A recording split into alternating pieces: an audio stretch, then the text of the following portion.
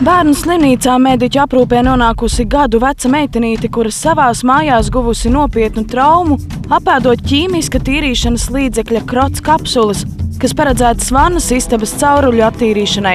Vakar no rīta šis bērns bija vesels, šodien no rīta mediķi cīnās, lai bērniņš paliktu dzīvs, lai nekļūtu smags invalīds.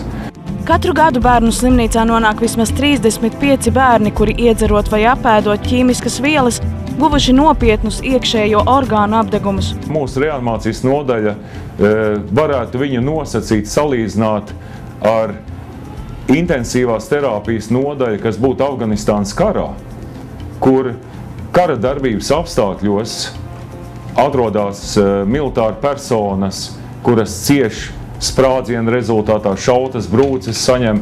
Latvija ir pirmajā vietā Eiropā bērnu traumatisma ziņā. Iedomājieties, katru gadu autoavārijās cieš gandrīz 1000 bērnu, no tiem 25 līdz 30 zaudē dzīvību. Līdz 15 bērniem izkrīt pa daudzstāvu nama logiem, vismaz 10 iet bojā uguns nelaimēs, 30 līdz 40 bērni zaudē dzīvību Latvijas ūdens tilpnēs, savukārt gandrīz 5000 atvašu cieš no dzīvnieku uzbrukumiem. Vecāki diezgan pavirši vēro, kas notiek mājās, kas notiek dārzā, kas notiek pie jūras, pie ezera, kas notiek mežā, kas notiek uz ielas. Un teorētiski it kā mazo brālīti vai mazo māsiņu pieskat vecākais brālis, un mājas dzīvnieks ir rātnas, un viņš nekad bērnam nav uzbrucis, un tāpat ir kaķa kostas brūces, suņu kostas brūces, tāpat bērni nokļūst zem transporta līdzekļiem, daļa zaudē dzīvību noslīkstot, izkrīt no daudzstāvu namu logiem, sadzerās ķīmijas līdzekļus, un, protams, šis kopējais bērnu traumatisma līmenis ir ārkārtīgi augsts. Mamām LV, tētiem LV ir ģimenes portāls, un mēs nevaram izlikties, neredzam, ka Latvijā tā jau ir tik maz bērnu, un mēs nevaram izlikties, neredzam, ka pāris simti katru gadu nomirst vai kļūst par invalīdiem. Un tā lielākā sāpe ir par to, ka tie iemesli, kāpēc viņi nomirst vai kļūst par invalīdiem, tās ir traumas, kuras mēs pieaugušie būtu varējuši novērst.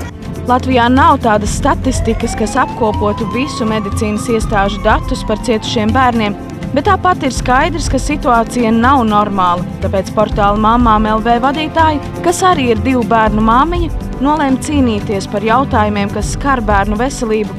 Inga plāno, ka tā nebūs 2 mēnešu akcija, jo par bērnu ciešanām, kas saistītas ar vecāku vai sabiedrības nolaidību, ir jārunā gandrīz katru dienu. Es kā mamma esmu uzzinājusi tik daudz lietas, par kurām es vispār neesmu zinājusi, ka piemēram, pastāv tāds kratītā bērna sindroms, kad vecāki dusmās sakrita bērnu un ka viņš var iegūt garīgu atpalicību vai pat nomirt. Inga jau izsenis rūpējas, lai portāla Mamām LV lasītājs aizdomātos par skarbo patiesību Latvijas ģimenēs. Vienkārši nelasa. Ja tu uzrakstīsi, kā pasargāt savu bērnu, vienalga braucot ar velosipēdu, to nelasīs, bet ja uzrakstīs, kad nobraukts bērns ir, tad izlasīs to rakstu. Kampaņa Sargā savu bērnu aicina katru vecāku izvērtēt, vai atvase aug drošā vidē un aizdomāties par dažādiem jautājumiem, kas saistīti ar bērna veselību un nākotni.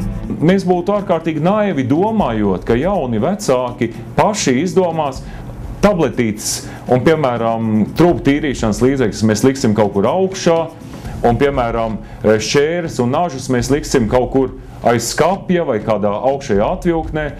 Es domāju, ka mums viņiem jāpasaka priekšā, jo šie vecāki ir kādreiz tik jauni, tik nepieredzējuši, un tas ir ļoti slikti, ka, diemžēl, iznāk mācīties no savām nelaimēm. Katru piektdienu bērnu drošības jautājumus analizēsim arī mūsu raidījumā, aicinot rūpēties par pašu dārgāko, kas vien mums ir, mūsu bērns. Ines Supilgvars, Frīdenbergs, Ansbergs, Degpunktā.